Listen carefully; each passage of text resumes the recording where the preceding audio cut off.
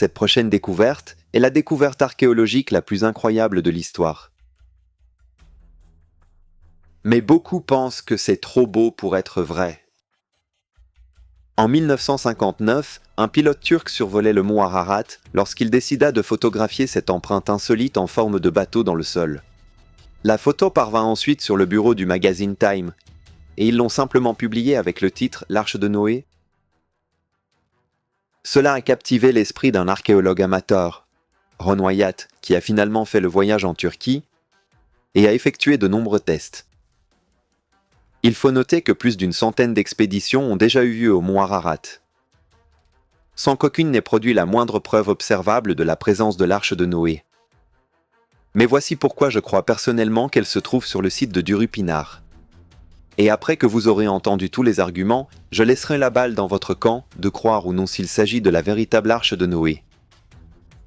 La Bible dit dans Genèse 8, verset 4, que le dernier lieu de repos de l'Arche de Noé était les montagnes d'Ararat. Et où pensez-vous que cette structure en forme de bateau fut trouvée ? Dans les montagnes d'Ararat. Dans la Bible, il est dit que l'arche mesure 300 coudées de long. Et si vous convertissez, cela fait 150 mètres. Et quelle était la longueur de l'arche lorsque Ron Wyatt et son équipe l'ont mesurée ? 150 mètres. J'hésite à le dire, mais certaines personnes doutent qu'il s'agisse de l'arche de Noé, car elles ne sont pas sûres des autres découvertes de Ron Wyatt. Comme vous pouvez probablement le deviner, je pense que Ron a trouvé un certain nombre de choses, même s'il n'était qu'un archéologue amateur. Mais si c'est ce qui vous empêche de prendre au sérieux l'empreinte de la taille d'un bateau, écoutez ceci. Premièrement, d'autres archéologues laïcs ont confirmé que cet objet était bien une sorte de bateau. En 1987, le gouvernement turc, après avoir envoyé ses propres scientifiques, a organisé une cérémonie pour déclarer que cet endroit contenait la véritable arche de Noé. Et si jamais vous y conduisez, vous verrez de nombreux panneaux pour vous aider à trouver votre chemin. Et ils pointent tous « Arche de Noé » par là. Mais les études 3D encore en cours sont peut-être les plus convaincantes, avec une collection des analyses les plus récentes. Réalisées par une équipe de scientifiques du gouvernement turc et une organisation appelée Noah's Ark Scan. Ces scans révèlent des cavités et des chambres sous le sol qui forment également la forme étrange d'un bateau. Plus tard dans la vidéo, je vais vous montrer une autre découverte insensée de Ron Wyatt qui a reçu un accueil mitigé. Mais d'abord, voici une structure archéologique que même les athées ne peuvent nier.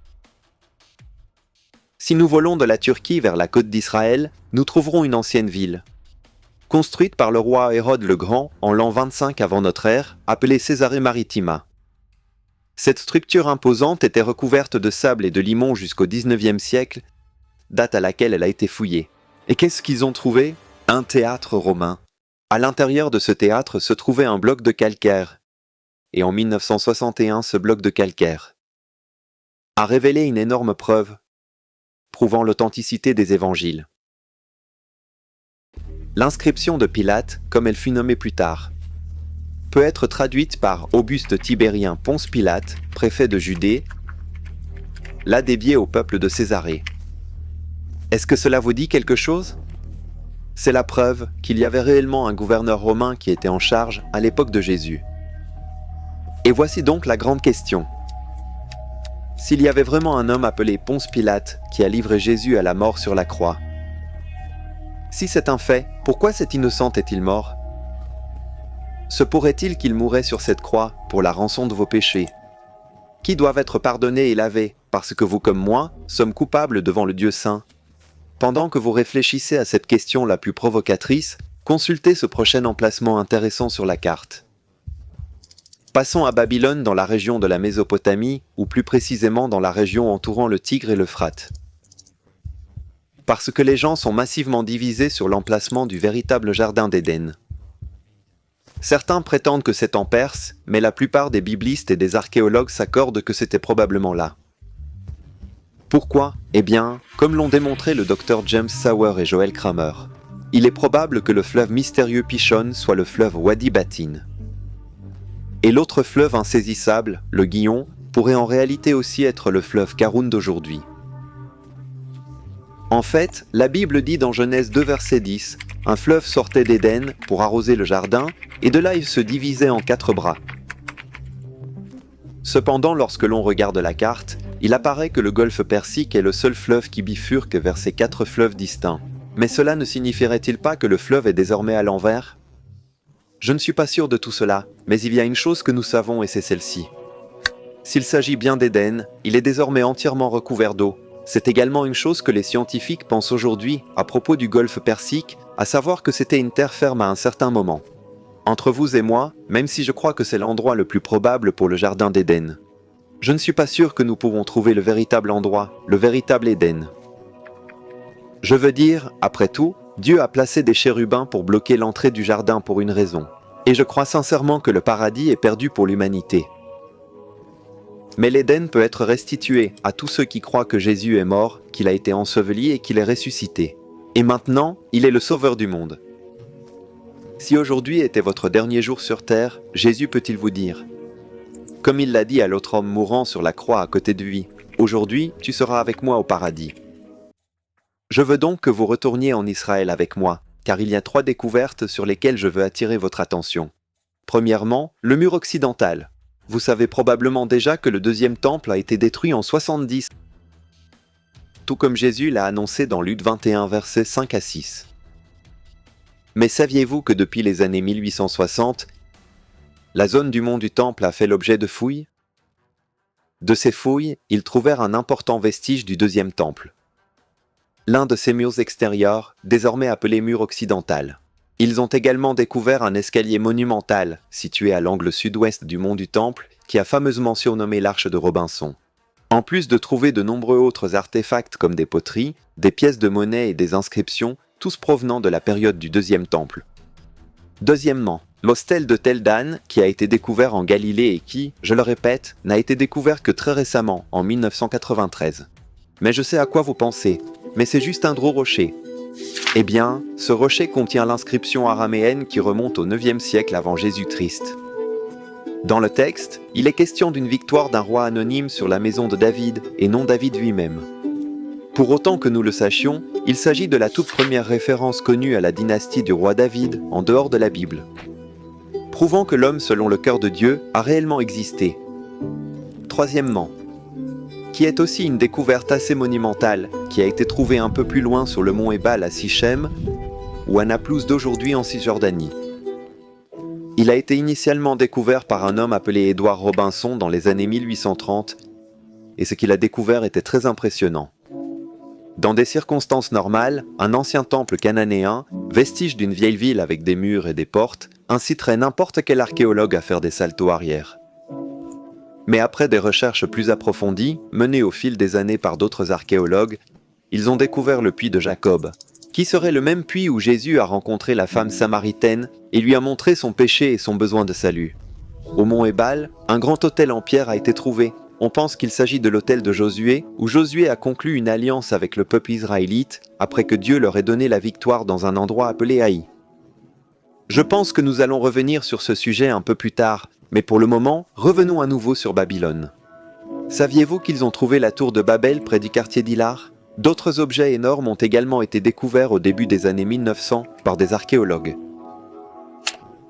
Eh bien, non seulement ils ont trouvé la célèbre porte d'Ishtar lors des fouilles, mais ils ont également trouvé les ruines en Tanaki des restes d'une ziggurat, qui est le candidat le plus fort que nous ayons pour la tour de Babel. Bien sûr, vous saviez que nous allions rebondir en Israël. Pourquoi ? Parce qu'à l'intérieur de ce petit pays se trouvent certains des plus grands joyaux de l'histoire du monde, notamment les murs de Jéricho. Un homme du nom de Charles Warren a commencé les choses en trouvant des murs anciens. Puis dans les années 1930, un autre homme du nom de John Garstan a découvert des murs. Encore plus anciens, ainsi que le monticule de Tel es-Sultan, qui constitue le summum du site principal. Puis, dans les années 1930, une dame appelée Katvim Kenyon a découvert tous les murs de Jéricho avec son équipe. Ce sont les célèbres murs qui sont tombés lorsque les Israélites ont fait 7 fois le tour d'eux et que le Seigneur leur a donné la victoire. Mais j'entends exactement ce que vous dites. Vous dites, Joe, comment savons-nous que ce sont réellement les vrais murs de Jéricho ? Outre l'emplacement précis, les archéologues ont trouvé des preuves de l'effondrement soudain des murs. Ils l'ont fait en faisant quelque chose appelé stratigraphie, où ils ont étudié les couches du sol. Et nous pouvons voir en regardant les couches que ces murs avaient en fait été reconstruits des années plus tard. Et au fait, les murs datent en réalité de 1400 avant Jésus-Christ, ce qui correspond exactement à la même époque des récits bibliques. Bien, permettez-moi de vous présenter la découverte biblique préférée de tous, la piscine de Siloé. En 2004, dans la ville de David, qui est la partie la plus ancienne de Jérusalem, des ouvriers du bâtiment réparaient un tuyau d'évacuation lorsqu'ils ont accidentellement découvert des marches anciennes. Ce qui se trouvait sous ces marches était sur le point de faire taire toute une bande de sceptiques envers Jésus. Les archéologues Ronnie Reich et Eli Shukran ont été appelés et, avec une équipe, ils ont découvert que ces marches mystérieuses menaient à la piscine de Siloé, mentionnée dans l'évangile de Jean, chapitre 9. Vous demandez, comment savons-nous qu'il s'agit du même bassin de Siloé ? En effet, selon le récit biblique, la piscine de Siloé est située à côté du mont du Temple et reçoit l'eau du tunnel d'Ézéchias. Soit dit en passant, Ézéchias était le roi qui a construit ce tunnel pendant son règne pour transporter l'eau. Alors, où était cette piscine sur laquelle ces ouvriers du bâtiment sont tombés par hasard ? C'était à côté du mont du Temple et juste à côté du tunnel d'Ézéchias. Il est essentiel que vous vous souveniez que cette découverte a ébranlé pas mal de plumes, parce que les sceptiques prétendent souvent que les évangiles sont des mythes et qu'il n'y avait aucune preuve de l'existence de lieux comme la piscine de Siloé. Mais cette découverte fait certainement repenser les gens à l'endroit où Jésus a guéri cet aveugle en lui mettant de l'argile sur les yeux et en lui disant de se laver dans la piscine de Siloé. Maintenant, bien sûr, que vous acceptiez que le miracle soit vrai est une autre affaire. Comme vous le savez, en tant que chrétien et en tant qu'évangéliste, j'aimerais voir un plus grand miracle se produire en vous, et c'est que vous alliez vous laver dans la piscine du pardon de Dieu. Si vous vous lavez là, tout comme l'aveugle qui s'est lavé à Siloé et a retrouvé la vue, ainsi vous aussi, si vous vous lavez dans la piscine du pardon de Dieu, vous découvrirez que le Seigneur Dieu lui-même ouvrira vos yeux aveugles et vous montrera ce que vous avez manqué pendant toutes ces années. Son amour. Mais laissez-moi vous dévoiler un autre secret. Ce n'est pas le plus grand miracle que Jésus ait jamais fait. Le plus grand miracle qu'il ait jamais accompli a été de ressusciter d'entre les morts, afin de pouvoir nous donner la vie éternelle et rendre notre tombe vide si nous le lui permettons. Courons jusqu'au golfe d'Aqaba, dans la mer Rouge, car comme je l'ai dit plus tôt, c'est l'une des découvertes dont beaucoup de chrétiens doutent. J'en rencontre tout le temps, et ils disent que cela ne s'est pas vraiment produit. Personnellement, je le pense, mais je vous laisse décider. Ron Wyatt, que nous avons rencontré auparavant, est connu pour une autre hypothèse très différente. Depuis des années, les touristes visitent la péninsule, du Sinaï en Égypte, croyant qu'il s'agit là du véritable mont Sinaï. Maintenant, avant de vous montrer où Ron pense que c'est, Ron prétend que ces roues de char sont les mêmes roues de char que nous connaissons, qui se sont détachées lorsque les Égyptiens poursuivaient les Israélites, tandis que Dieu fendit la mer Rouge. Alors gardez tout cela à l'esprit et arrêtez-moi si je me trompe. Si vous traversez la mer Rouge depuis le golfe de Aqaba, vous arriverez en Arabie Saoudite, dans la province de Tabouk. Et pour être encore plus précis, au lieu dit Jabal al-Lawz. C'est là que Ron a mené des heures et des heures de recherche, pour montrer au monde que nous pourrions nous tromper sur l'emplacement du Sinaï. Mais comment peut-il faire une affirmation aussi forte ? Eh bien, premièrement, parce que les habitants de la région ont toujours cru qu'ils ont le véritable mont Sinaï.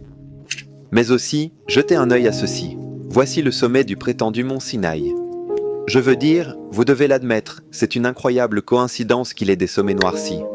Et si vous inspectez réellement les roches individuellement, vous les trouverez carbonisées et brûlées, ce qui correspondrait à la description de l'époque où Dieu descendit dans le feu, sur le mont Sinaï pour donner à Moïse les 10 commandements. Nous savons que l'Écriture va même jusqu'à dire que la montagne était couverte de fumée, comme la fumée qui s'échapperait d'un four à briques. Cette formation rocheuse fendue est également assez difficile à expliquer, car elle montre des signes d'érosion hydrique, tout comme ce que l'on pourrait imaginer du rocher d'Horeb, dont la Bible décrit l'apparence après que Moïse l'ait frappé et que le Seigneur ait fourni de l'eau à boire à tout le peuple. Ok, voici donc le rebondissement de l'intrigue que personne n'attendait. Même si j'admire Ron Wyatt et apprécie ses découvertes, il y a en fait une découverte dont je ne suis pas si sûr. Il y a une découverte dont je ne sais pas vraiment s'il l'a vraiment trouvée. Si vous voulez savoir de quoi il s'agit, vous feriez mieux de regarder cette vidéo tout de suite.